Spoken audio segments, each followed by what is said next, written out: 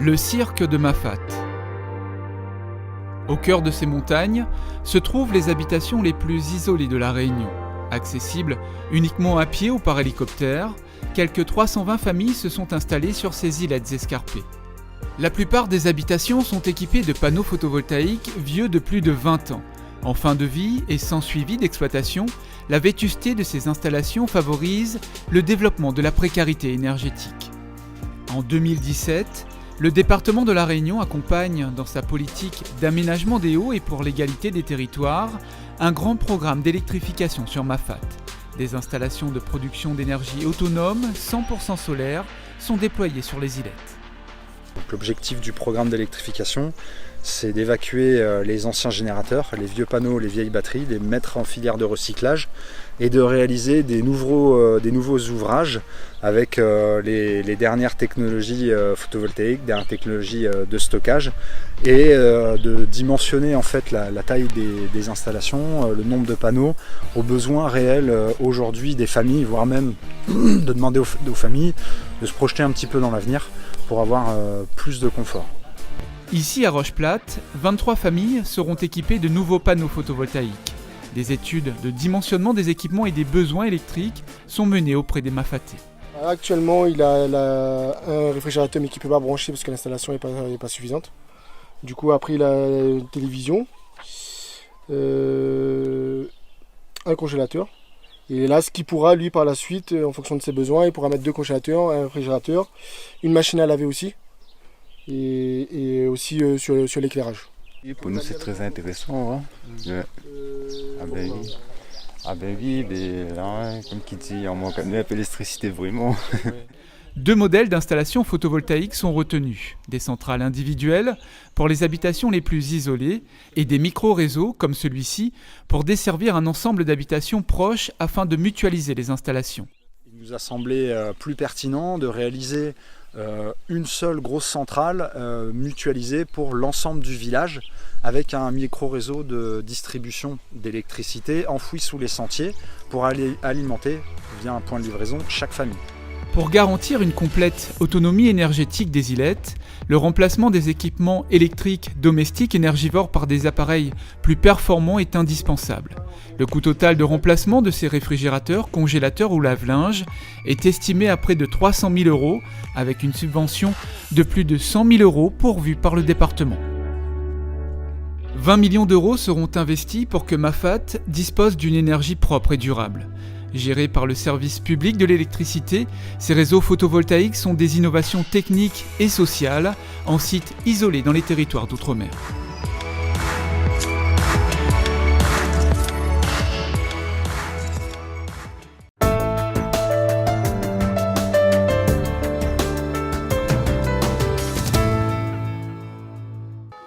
Dans le cadre de l'opération Bois de quartier qui consiste à replanter des espèces endémiques de la Réunion, les jeunes en service civique de l'Académie des Dallons sont allés à la rencontre des habitants de Bois-de-Neuf-Saint-Paul afin de savoir ce qu'ils aimeraient voir planter dans leur quartier.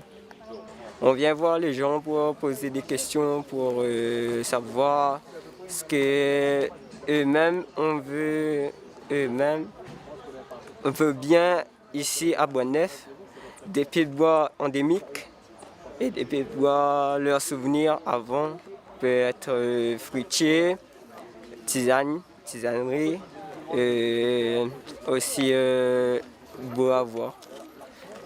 Pour Adèle Audon, conseillère départementale, il s'agit là d'une action à double vocation. On est sur une action qui amène les jeunes vers la rencontre de la population et s'insérer socialement et puis s'investir dans une mission qui demain matin peut les amener à comprendre que pour le travail, il faut pouvoir aller vers les gens et s'investir et être dans l'action. On a un autre axe qui est cet engagement que le département a pris sur le plan 1 million d'arbres, où le choix des arbres ne se fait pas sans la concertation de la population. Donc vous aurez bien compris qu'aujourd'hui, les jeunes de l'Académie des Dallons vont à la rencontre des habitants de Bois-de-Neuf pour comprendre et essayer d'étudier quelles étaient les espèces qui existaient et que les gens aimeraient revoir, soit chez eux, soit au niveau de la ville, soit au niveau du quartier. Une initiative très appréciée par la population. C'est important parce qu'on fait vivre le quartier avec les gens du quartier. Et moi j'aimerais bien par exemple fleurir les ronds-points, fleurir devant les mairies, les églises, pour que ça fasse joli. Et les arbres aussi, parce que bon, on a besoin d'arbres pour l'ombre, pour les oiseaux et tout ça. Mais c'est vrai que les fleurs, quand on arrive dans un quartier où c'est fleuri, on fait waouh. C'est ça, c'est la beauté des yeux avant tout. L'opération Bois de quartier qui s'inscrit dans le plan 1 million d'arbres du département se poursuivra ce samedi 24 juillet sur la place de l'église et le mercredi 28 à la bibliothèque. L'action fera l'objet d'une restitution partagée avec les habitants.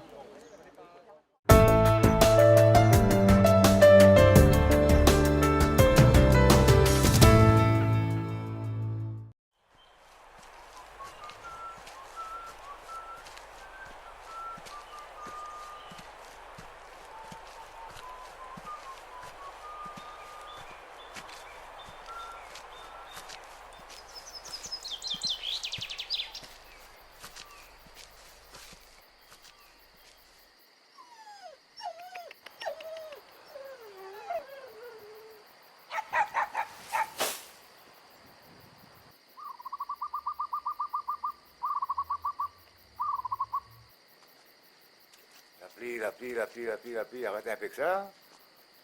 Ah, la monnaie est jolie. Là.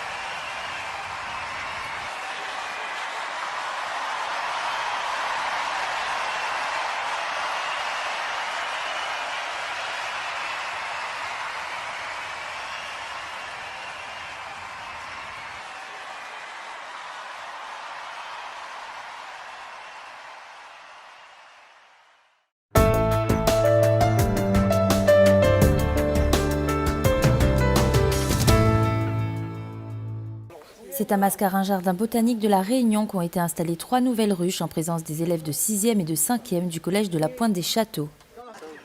J'ai trop envie de le voir. Il va ouvrir donc cette partie-là et on sera dans ce qu'on appelle la hausse, donc la réserve de miel. Dans le cadre de sa compétence en matière de protection et de valorisation des espaces naturels sensibles, le département a validé un partenariat avec l'UNAF, l'Union nationale de l'apiculture française.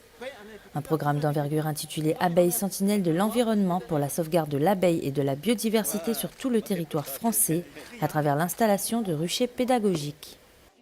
Alors le département a tenu aujourd'hui à créer ce partenariat avec l'Union nationale des apiculteurs de France en incluant des collèges pour inculquer et aussi pour sensibiliser les scolaires qui sont nos futurs ambassadeurs dans le cadre de la préservation de l'abeille, préservation de la biodiversité.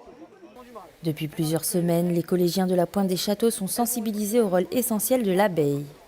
Avec l'inauguration du rucher pédagogique, ils peuvent mieux les observer, découvrir le travail des apiculteurs et obtenir des réponses à leurs questions.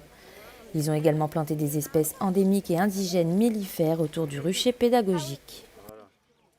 J'ai appris beaucoup de choses, J'ai appris par exemple que la reine ne sortait pas. Enfin, j'ai appris beaucoup de choses juste en quelques heures. Je trouve que c'est très intéressant. Les abeilles, c'est quand même ce qui nous permet, ça nous permet quand même de vivre nous aussi. C'est important et elles sont en ce moment assez en danger, donc il faut vraiment essayer de faire des actions pour pouvoir les protéger et pouvoir continuer alors on peut y aller avec les mains. Qu'elles continuent à butiner, etc. Et comme en ce moment elles sont assez en danger, je voulais venir parce que c'est intéressant de voir comment on pourrait les aider ou leur comportement dans leur état naturel et des autres choses comme ça. Alors il faut être sensibilisé notamment aux abeilles et aux différents ruchers parce que ce sont, comme l'indique le nom du projet, les sentinelles de l'environnement. Sans abeilles, l'être humain ne pourrait pas être là. Et ces abeilles qui sont en fait les ouvrières de notre écosystème sont une sorte de clé de voûte de l'environnement. Donc sensibiliser les élèves au développement durable et sensibiliser les élèves à l'écologie, c'est aussi sensibiliser les élèves à l'existence et au travail des abeilles. Le département s'efforce de favoriser l'installation de ruches sur ces espaces naturels sensibles. 48 emplacements pouvant accueillir jusqu'à 40 ruchers ont été attribués à des apiculteurs sur toute l'île.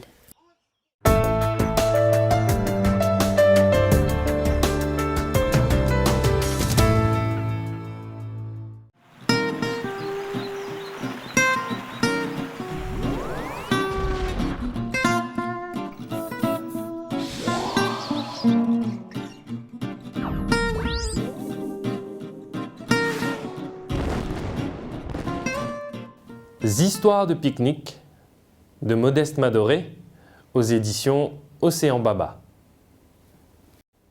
Bonne nouvelle! Poc Poc part pique-niquer en famille. Mémé a apporté tous les ingrédients pour son fameux carimouche. Allons, dit papa. C'est une jolie promenade pour rejoindre notre emplacement préféré. Surprise! Les cousins sont arrivés les premiers.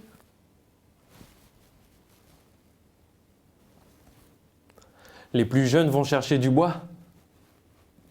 Bon appétit, famille Tang!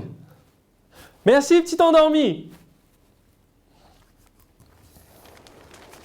Poc Poc surveille le feu. Maman et Mémé sont les cuisinières en chef.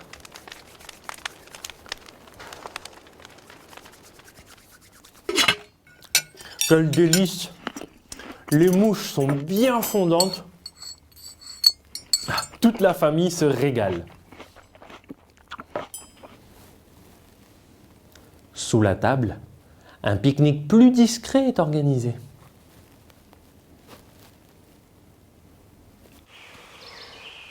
Le petit repos après le bon repas. Vive la sieste! On passe l'après-midi à jouer. Personne n'a réussi à battre Mémé au domino.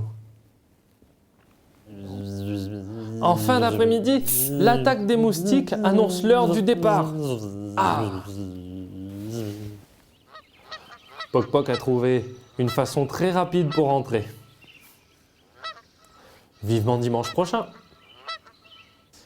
Une jolie promenade, un bon curry et le plaisir d'être en famille. Chic! Ce dimanche, Poc Poc pique-nique.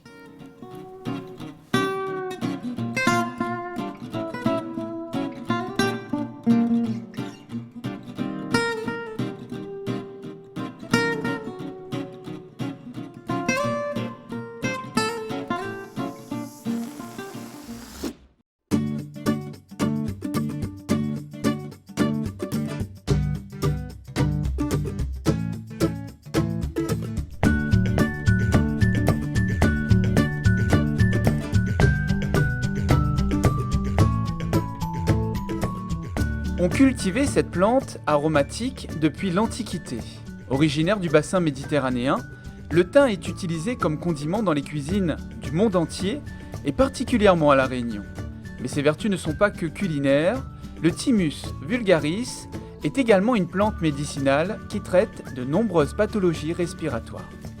Le thym, qui ça le point bon le thym dans la cuisine, qui ça il connaît pas le thym. S'il n'y a pas un thym dans un curry, il est un peu fade le curry, hein. Bref, de monde il connaît peut-être utiliser en cuisine, mais très peu de monde, ou peut-être ne trompe pas moi, hein, utilise ça comme petite tisane. Le thym, ça y sort dans le bassin méditerranéen, par le côté là-bas, derrière la mer là-bas, et les apprécier pour plein de vertus. Le thym, entre autres, pour quand de monde en a tout. Il pousse facilement dans les hauts comme dans les bas. Il n'est pas difficile, seulement il n'aime pas trop les coins sombres, les coins où c'est qu'il ne voit pas la lumière. Il aime bien plein soleil. On utilise la petite tige, le thym, une fois coupé, c'est connu en cuisine, on utilise ça pour mettre dans la curry. Mais c'est ça. Là, c'est pour 2 bonnes petites tasses en infusion. On ne va pas faire bouillir le thym, c'est pareil, c'est plante à parfum. Donc on va faire bouillir l'eau et on va verser cette eau sur le thym qui est dans la casserole. En infusion, 20 minutes, voilà. En plus, si le thym a fleuri comme ça, c'est une bonne occasion, bon moment pour faire des petites infusions de thym. Et le thym est antiseptique, le thym est anti pour les microbes, les virus, mais ils pensent que le thym pour les bronchites, le thym pour la toux, le thym pour les problèmes respiratoires, le thym est une bonne tisane à connaître, pas seulement dans le curry. Le thym, il faut faire attention quand même, les madames enceintes ou bien les madames assez fragiles. Donc, bien se renseigner comment utiliser le thym et ne pas utiliser en cas d'attente de bébé. En voie de famille, comme on dit en créole.